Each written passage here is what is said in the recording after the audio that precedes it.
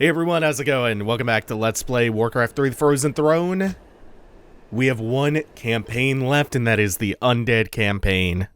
At the capital city of Lordaeron, near the ruined palace gardens, Archimonde's pet dreadlords discuss the current plans for the Scourge. It's been months since we last heard from Lord Archimonde. I grow tired of watching over these rotting undead. What are we still doing here? We were charged with overseeing this land, Deatherrock. It is our duty to remain here and ensure that the Scourge is ready for action.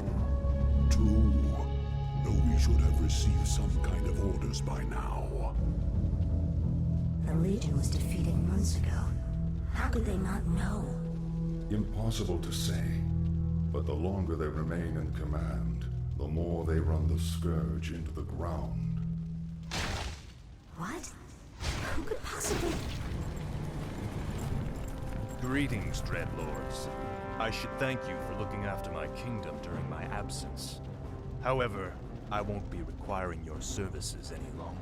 Prince Arthas, this land is ours. The Scourge belongs to the Legion. Not anymore, demon. Your masters have been defeated.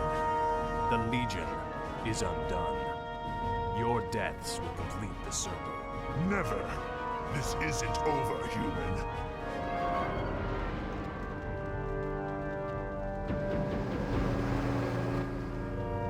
We knew you would return to us, Prince Arthas. I have returned, Lich, but you will now address me as king. This is, after all, my land. Now we must secure the kingdom by scouring the last remnants of humanity from it. But my king, the humans have begun to abandon their villages. They are fleeing to the canyon passes. If they escape into the mountains, it will be impossible to hunt them all down. Then we must slaughter them before they escape. Their deaths will be a fitting tribute to their Zul. Our first mission back to my comfort race, my main race, the Undead. This one is a real doozy for a starter mission. There's no real base building in this one, but there are tons and tons of unit production facilities. There are 7 in total, spread across 3 different corners of the map. And we have more or less limitless resources. Very low supply cap, 40 on every base, but still. The best thing about this, though, 3 different armies, 3 different fronts to fight on. Before they reach the pass. This is the culling part too. So we start off with a nice, wholesome slaughtering of escaping humans. So, out of the bottom left corner, we're producing nothing but ghouls and abominations. From the bottom right, we're producing mass amounts of banshees and ghouls. And from the top right, necromancers and ghouls. Ghouls being the common denominator among all of them. We're also guarding the passes out to the corners of the map at the borders, so that very few villagers can make it away. Our primary goal is to destroy these 9 yellow encampments. Wear your father's crown as if you earned it. You may kill me, but my brethren will never stop hounding you. I can't believe any of you survived the first purge. No matter. After today, your self-righteous order will cease to exist. No one. Again, it's to destroy these 9 outer encampments, and then the 3 paladin altars at the very center of the map, that nice nougaty core of holy light.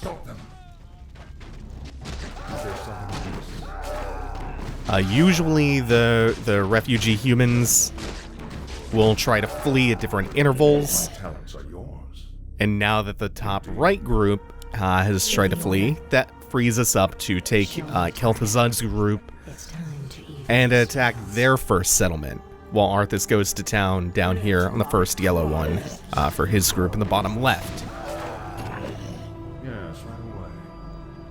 Also, we fail the mission if more than 20 refugees escape.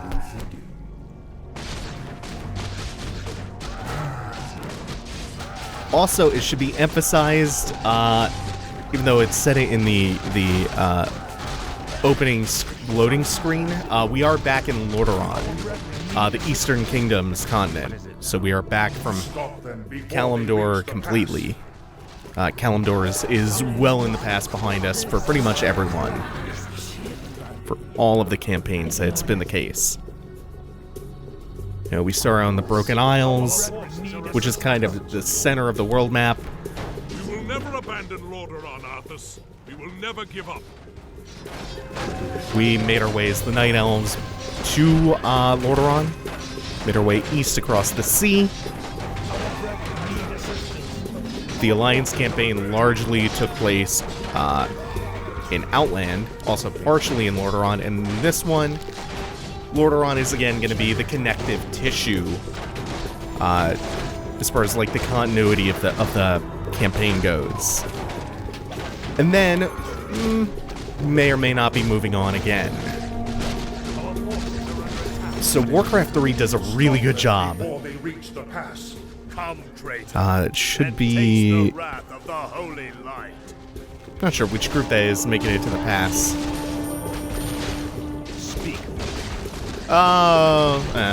We'll have to eventually start parking a couple of units instead of just rallying them directly to the heroes. We're gonna have to rally them at the pass just to intercept some of the refugees. So Warcraft 3 does a really good job of easing you in every time. Each first mission in Reign of Chaos did a really good job of slowly getting you into the swing of things. Even if you've never played an RTS before, it does a really good job of ramping things up slowly, getting you comfortable, getting you acclimated. And then the Frozen Throne does a great job of reintroducing you to all of these things without making them boring, in case you aren't rusty on how each race works. But there's a very clear, like, structure there that's designed around the intent of teaching. Or reteaching in the case of the Frozen Throne. Every first mission has that in common, where you aren't doing a huge amount of base building, you aren't given a huge amount of freedom, but you're just given enough to kind of remember how to play the game. In case, you know, you took a long gap between Reign of Chaos and the Frozen Throne. They are going to start getting away. They should be the last ones to really make that mass exodus, though. Stop them before they reach the pass. Start rallying a couple of units to control that pass. Do the same thing down on bottom left. And we should have plenty of time. Yeah, 5 villagers, that's fine. I'll probably get up around like 10 to 15. And then the other thing that we have in this mission, that is brand new actually, is another one of the neutral heroes. In this case, she's going to be explicitly for the Undead campaign, much like how Vash, the Naga Sea Witch, is technically a neutral hero, but was present all throughout the Alliance campaign. We have the Dark Ranger. The pain is unbearable. What is happening to me? Danger draws near. Power is fading. Time is running out. King Arthas, do you need assistance? No, the pain is past. But my powers are diminished. Something is terribly wrong here. Shall we recall our forces? No, I will finish the hunt. We'll solve this mystery once our business is done.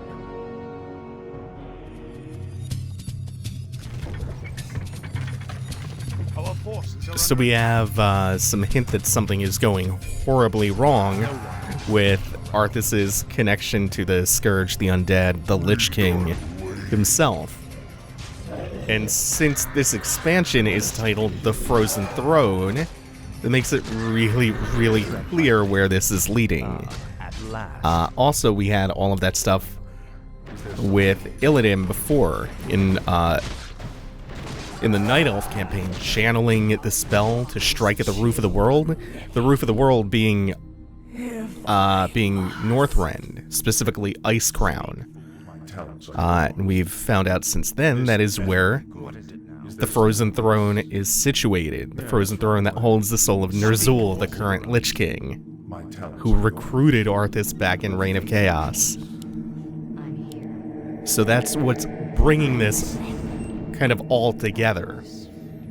These campaigns, in a way, are very disjointed compared to Reign of Chaos, but they have that strand of connective tissue that ties it all together. And then as you build towards the finale of the Frozen Throne, that bigger picture really comes into focus, and I think that's very cool. So we were talking about Sylvanas, the Dark Ranger. Sylvanas, you may remember, was the elf woman who we killed on the assault to Silvermoon City way back in the Undead campaign of Reign of Chaos. She's been reanimated as a lieutenant for the Scourge.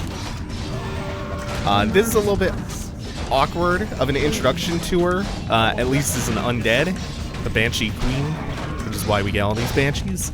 It's a little bit awkward since her reanimation is shown in an optional quest. It's the reward for an optional quest. I did not know at the time that's where that optional quest led. So that's why I didn't wind up doing that back in Reign of Chaos. Anyway, our neutral hero, she is an AoE silence. She is Drain Life, which is a channel just drain spell, and autocast Dark Arrows. Units killed by the Black Arrow debuff get reanimated as skeletons, so it's really high value. And her ultimate, which we will see later in the campaign, is the signature of her Hearthstone card. On here, we haven't quite cleared out all of the encampments. We still have 2 left, but this is a really good opportunity to just sandwich one of the most heavily defended bases in this mission, which is this base with the 3 altars we have to destroy.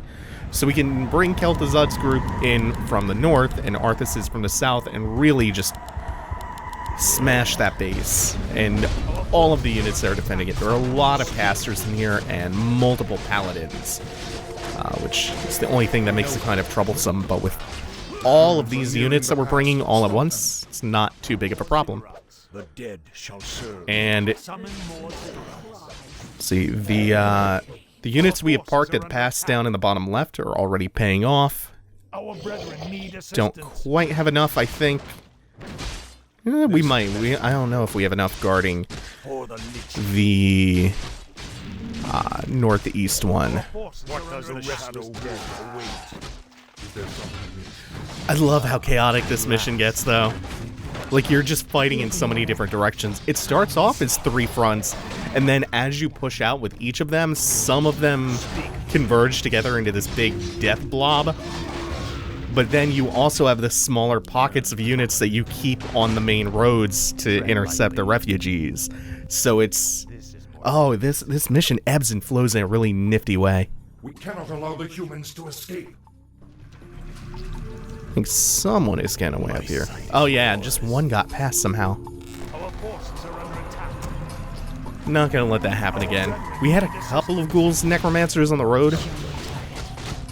Admittedly, not the most. Oh, this is a lot of skeletons.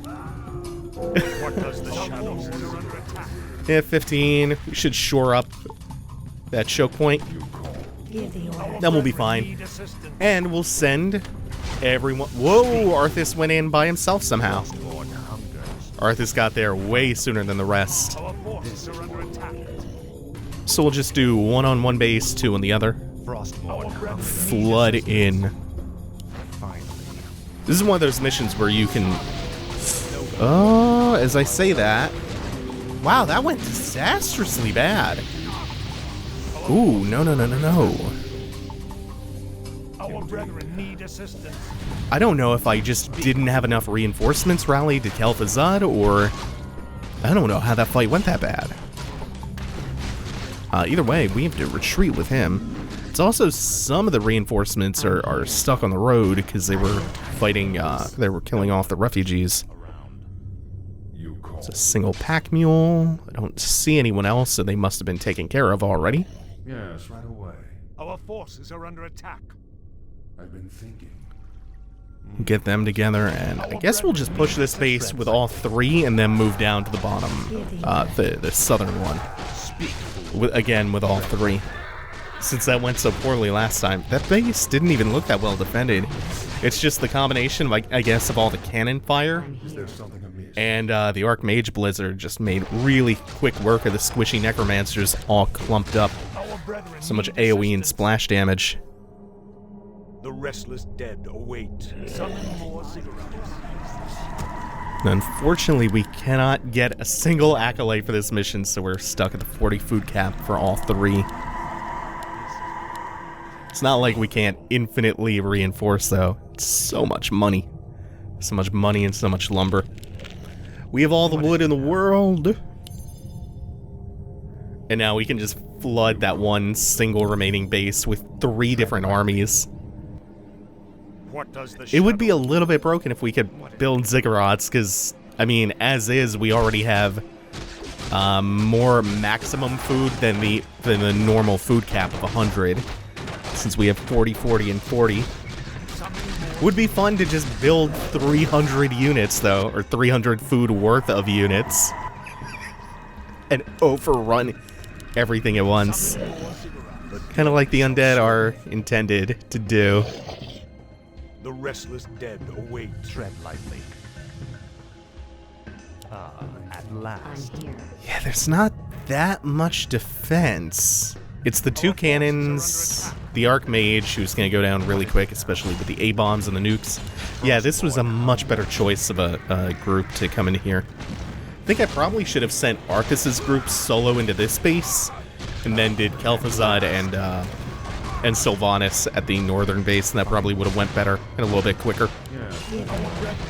Yeah, that would have gone fine. Holy shit. Just overrunning them. That's the best feeling, though. Oh, and in RTS, when you just overrun the enemy base's defenses, it's my favorite thing. And that is going to be it for the very first mission out of 8 in the Undead campaign of the Frozen Throne. There are just 7 missions left in this LP. We gotta miss this one.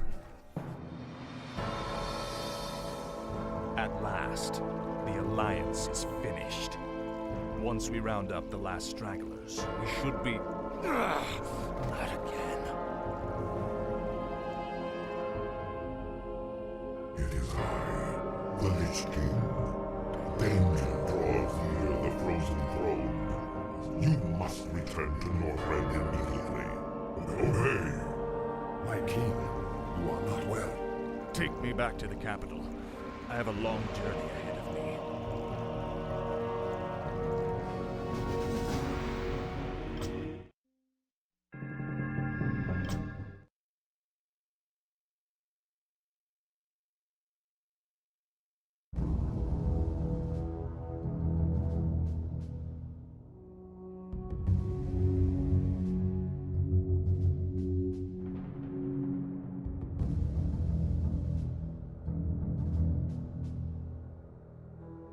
Lady Sylvanas, we are pleased that you came. How could I not? For some reason, I no longer hear the Lich King's voice in my head. My will is my own once again. You Dreadlords seem to know why. We've discovered that the Lich King is losing his power. As it wanes, so too does his ability to command undead such as you. And what of King Arthas? What about his powers? Though his Runeblade Frostmourne carries powerful enchantments, Arthas' own powers will fade in time. It is inevitable. You seek to overthrow him, and you want my help to do it. The Legion may be defeated, but we are the Nathrazim. We'll not let some upstart human get the best of us. Arthas must fall. The Lich Kel'Thuzad is far too loyal to betray his master. But you, on the other hand... Hate him. I have my own reasons for seeking vengeance. Arthas murdered my people and turned me into this monstrosity. I may take part in your bloody coup, but I will do so in my own way.